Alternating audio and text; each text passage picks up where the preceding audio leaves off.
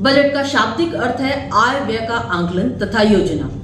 किसी भी संस्था के लिए बजट यह सुनिश्चित करता है कि उपलब्ध वित्तीय संसाधनों का कैसे उपयोग किया जाए ताकि लक्ष्यों को प्रभावी ढंग से पूरा किया जा सके।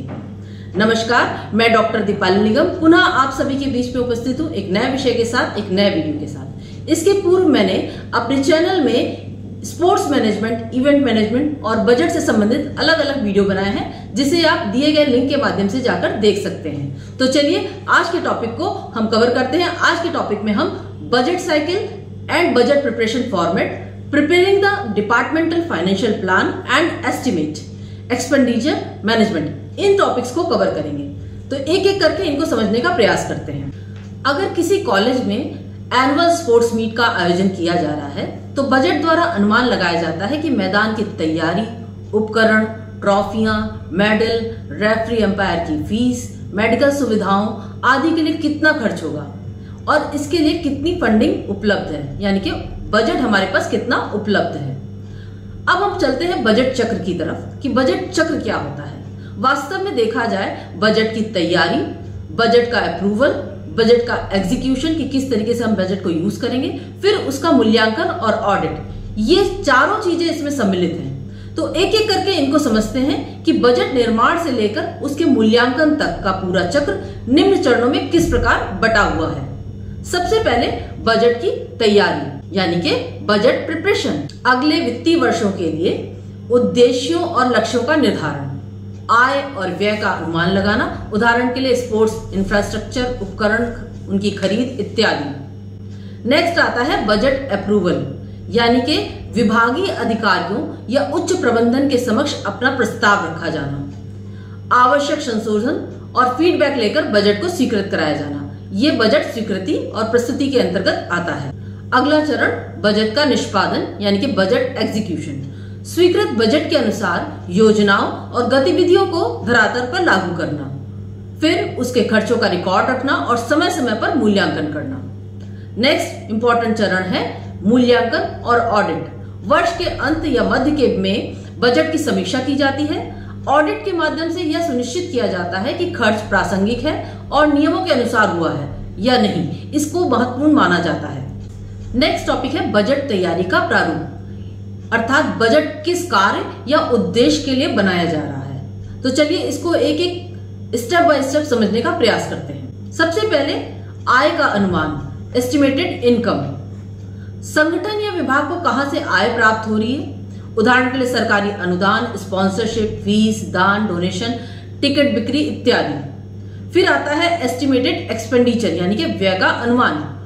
विभिन्न मदों में कितना खर्चा होगा, उदाहरण के लिए खेल उपकरणों में, खेल मैदान या इंडोर हॉल का किराया, जो भी वेन्यू लिया गया उसमें कितना किराया, आयोजकीय खर्च यानी कि ऑर्गेनाइजेशनल एक्सपेंसेस जो है उनको भी इसी मद में लिया जाता है। प्रतियोगिता प्रबंधन यानी कि ऑफिशिएटिंग या रेफरी फीस इत्यादि जो है वो इसी मद में आता है। साथ ही पुरस्कार और प्रमाण पत्र यानी कि अवार्ड्स और सर्टिफिकेट में हुए व्यय का अनुमान भी इसी मद के अंतर्गत लिया जाता है। नेक्स्ट आता है अतिरिक्त या अनियोजित मद यानी कि कंटीजेंसीज, जिसको हम लोग मानते हैं। अप्रत्याशित खर्चों के लिए कुछ धनराशि सुरक्षित रखी जाती है, इसे हम कंटीजेंसी कहते हैं। नेक्स्ट टॉपिक है विभागीय वित्तीय योजना तथा अनुमान। चलिए इसको भी स्टेप बाय स्टेप समझते हैं। सबसे पहले लक्ष्य निर्धारण, यह तय करें कि किस प्रतियोगिता या गतिविधि में निवेश करना है, उदाहरण के तौर पर किस खेल के कोच की आवश्यकता है और कौन से नए उपकरण चाहिए इत्यादि। फिर आता है कार्य योजना का निर्धारण, साल भर में होने वाले इवेंट्स, ट्रेनिंग कैंप्स, वर्कशॉप आदि का एक विवरण बनाएं। तीसरे प्रमुख भाग में हम खर्च के प्रभाव के बारे में समझेंगे कि अभ्यास सत्र, टूर्नामेंट, ग्राउंड मेंटेनेंस, यात्रा भत्ता इत्यादि में खर्च में को विभाजित किया जा सके और यही खर्च का मुख्य प्रभाग भी माना जाता है। समय सीमा का निर्धारण, किस गतिविधि या खर्च को कब तक करना है उसकी समय सीमा तय करें। इस प्रकार से विभागीय वित्तीय योजना का अनुमान और उसके बारे में आंकलन किया जा सकता है। नेक्स्ट व्यय प्रबंधन यानी कि एक्सपेंडिचर मैनेजमेंट।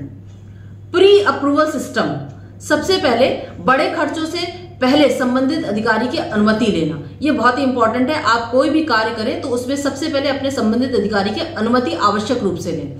फिर रियल टाइम ट्रैकिंग ऑनलाइन या मैनुअल रिकॉर्ड में प्रतिदिन प्रत्येक खर्च को दर्ज किया जा सके।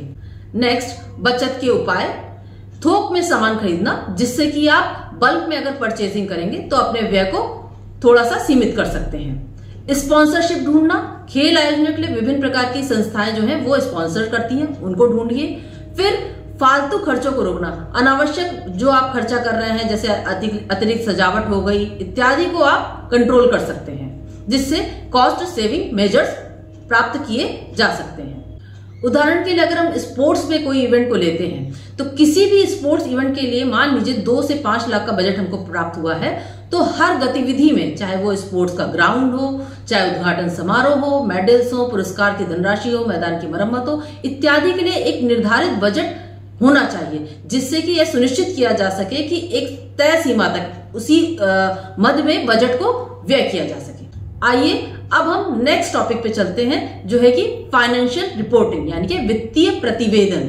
वित्तीय प्रतिवेदन के अंतर्गत सबसे पहले इंटरनल रिपोर्ट तैयार की जाती है, यानी कि आंतरिक रिपोर्ट विभाग के अंदर या संस्थान प्रशासन के लिए मासिक या तिमाही खर्च रिपोर्ट बनाता है। फिर आता है एक्सटर्नल रिपोर्ट। अगर विभाग को सरकारी या निजी संस्थानों से अनुदान प्राप्त हो रहा है तो समय समय पर उन्हें भी वित्तीय प्रतिवेदन देना पड़ता है। वित्त प्रतिवेदन का मतलब है रिपोर्ट। लेखा जोखा या सत्यापन, अकाउंटिंग एवं वेरिफिकेशन, सभी खर्चों के लिए बिल, रसीदें, रजिस्टर को सुव्यवस्थित रखना और ऑडिट के समय उसको उस टीम के समक्ष पेश करना।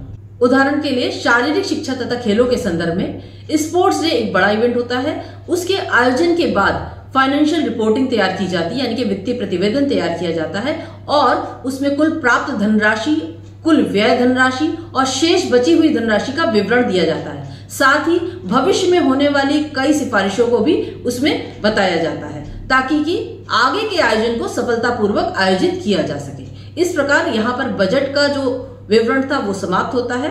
अब हम अगले वीडियो में एक नए विषय के साथ आपके समक्ष उपस्थित होंगे। इस वीडियो में आगे कुछ प्रश्न उत्तर भी दिए गए हैं, जिसको कि आप प्रिपेयर कर सकते हैं अपनी परीक्षा की तैयारी के लिए। तब तक के लिए स्वस्थ रहिए, खुश रहिए, नमस्कार।